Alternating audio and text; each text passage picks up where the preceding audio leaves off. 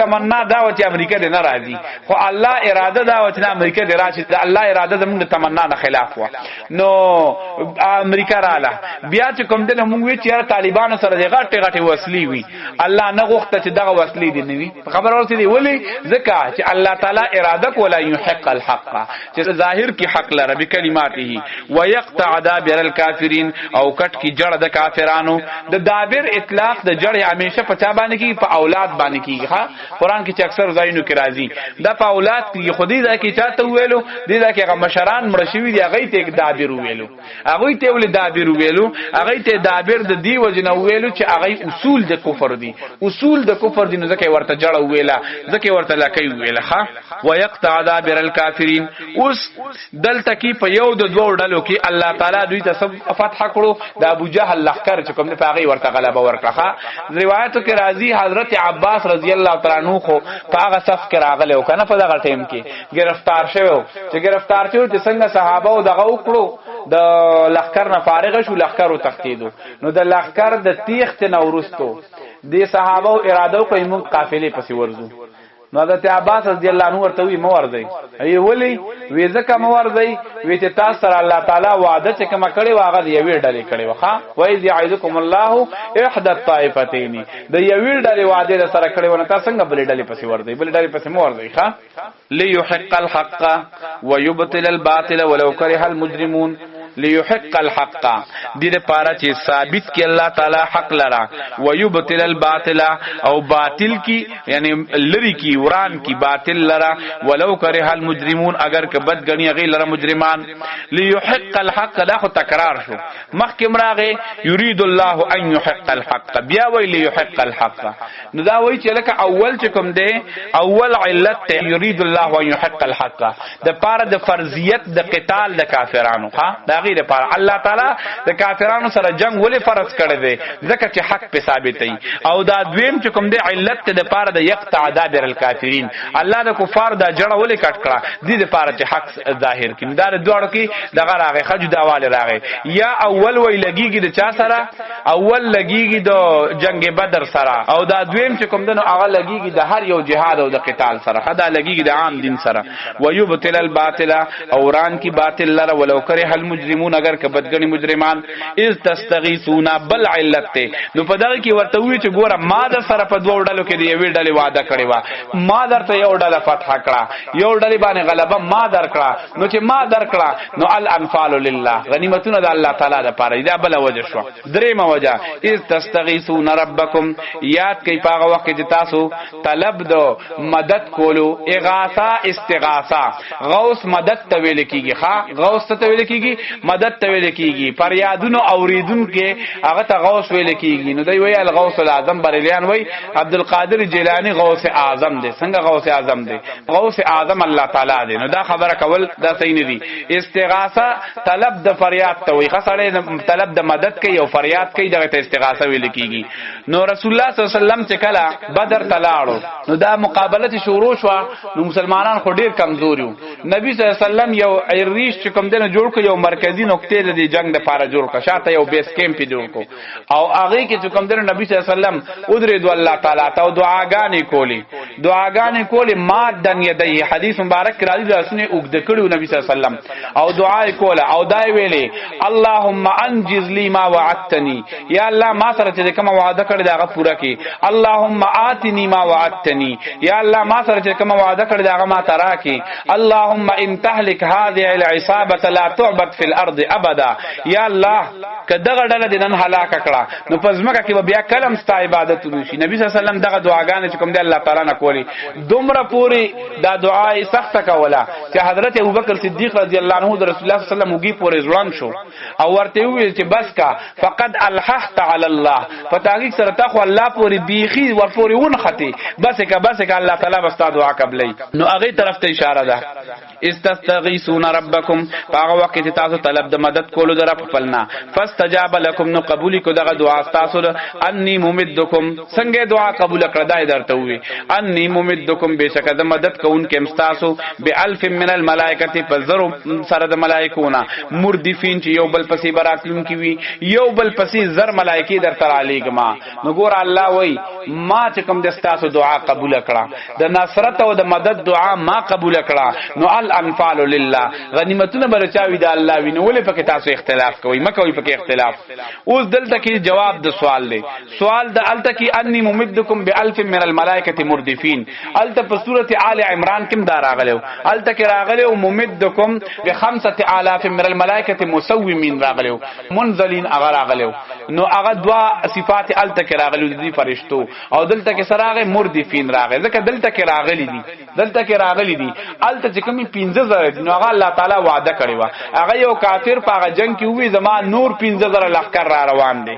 نور می 3000 لخر را روان دي الله تعالی مخه پکېږي زما بیا نور کده دا غراشي ا دې تاسو دروغ وای خو تاسو مطمئن اوسئ کله د 3000 راشي د 3000 فرشتي را لګم کله ته 15000 لخر راغی د 15000 فرشتي را لګم او چې پروا مکوي نو دلته کې هغه را لګلی نه دي خو هغه بیا نه هغه تراله لغه دروغ وي او نه چې کوم دنه بیا الله تعالی هغه ته ضرورت راغی نه بیا راولېګل دلته کې دا زر ملائکه راغلي دي مردفین ردیف دا یو بل پس شاته راتل مردفین یو بل پس شاته را لګل ولی دې لپاره دا کدا مسلمانانو خو زیات نه لیدي کافرانو لیدي نو دغه کافرانو چې لیدي نو پاغي باندې روب راشي چې یو بل پس را رواني کنه په قطار باندې نو هغه بیا سړی یریږي چې دا ختميږي نه دا قطار نو او یریدل وما جعله الله الا بشرا او سوال دا راځي چې الله تعالی ولې مدد بغیر د فرشتونو نشي کولای الله تعالی خو د فرشتونو بغیر مدد کولی شي نو بغیر د فرشتونو ولې مدد نه کولو نو الله وی وما جعله الله ندی ګرځول الله تعالی دار علی گل د فرشتو دا هو زمیر نزول الملائکه راځي ده الا بشرا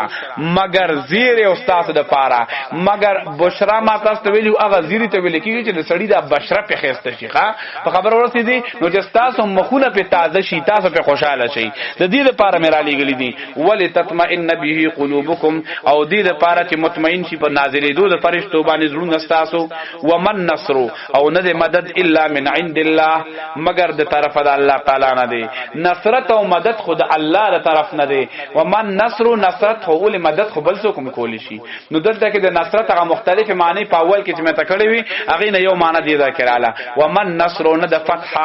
نه د غلبه الا من عند الله مگر طرف د الله نه دا بل څوک تعاون کولی شي تاسو سره خو فتح دل نشي کولی ښا فتح چې کیدا به الله تعالی کوي نو نصرت په معنی د فتح او د غلبې سره راغی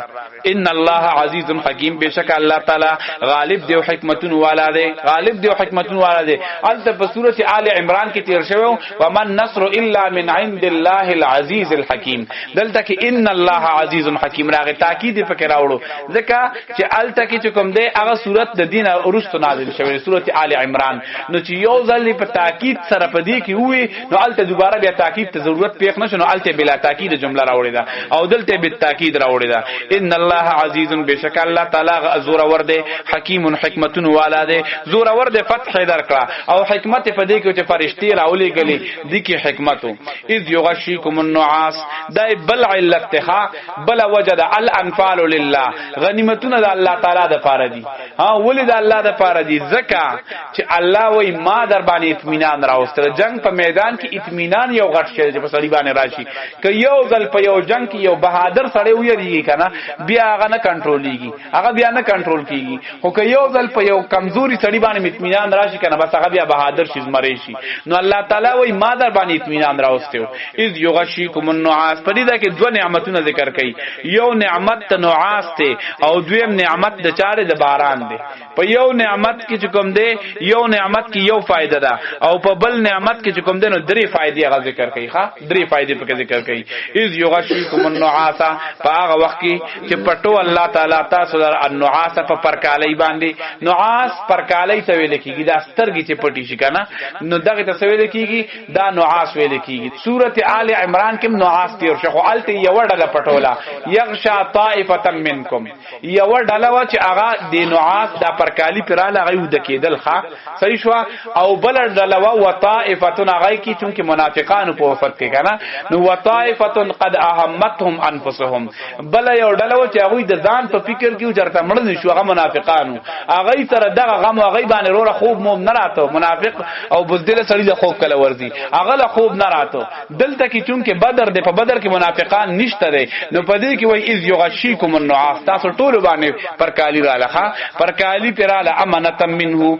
دغه سبب د امنو له طرف الله تعالی نه نو ما تاسو ته د امن او د امانی په مابین کې الته فرق کړو په سوره په آل عمران کې آل عمران کې راغلو چې امن امانه الته کې راغلو نو امانه او امن کې فرق دا دی چې امن هغه ته وایي چې بس بالکل هغه خوف ختم شو او امانه دی ته وایي چې خوف سبب خو نه ختم شوی خو الله تعالی هغه خوف چې کوم دنه هغه څه کړو هغه زایل کړو سبب موجود دی امانه منه وينزل عليكم تنازلوا لله تعالی فتا سوانه من السماء د اسمان نما ان ابو ليطهركم دې لپاره چې پاک کی تاسو لره به په دغه ابو باندې باران راورولو په دغه ابو باندې یو خدا پیدا و چې تاسو پاک کړی د څه چې نه پاک کړی مطلب او د سن مو کړل غسل مو کړو او چاته چې څنګه ضرورت او کپڑے مو وینځلې عارفم په پاک کړل ويذهب عنكم رجز الشیطان او لری کې تاسو نو وسوسې د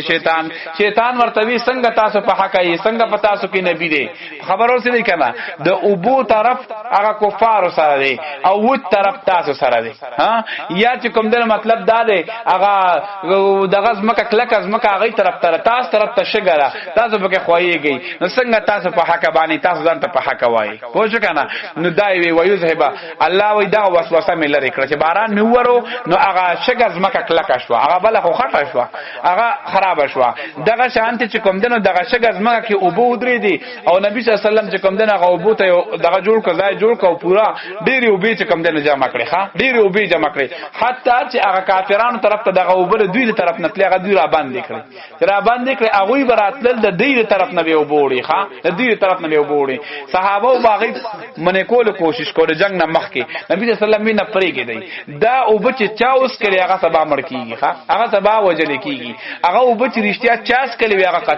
هغه قتل شو ويذهب عنكم رجز الشیطان وليربط على قلوبكم بل فائدہ باران صدا وليربط على قلوبكم دې لپاره چې مضبوطواله راولي الله تعالی پزړونو استاسو باندې پزړونو کې ربط راشي یو وجه داوي چې دا شیطان وسوسې سړی نه لری شنو زړه مضبوط شي دویمه خبره دارا چې وليربط على قلوبكم چې مطلب سړی دا اسباب ویني زړه لګرا مضبوط شي پاغي باندې کنه ويثبت به الاقدام او مضبوط کې الله تعالی پاغي باندې قدمونه استاسو نو الله تعالی درته قدمونه مضبوط کړه نو ګوره الله وای خوب در باندې ما راوستي اطمینان دغه شانته باران ماو کو نو الانفال لله غنیمتونم د الله تعالی دي کنه غنیمتونم د الله تعالی دي اذ یوحي ربک بل علت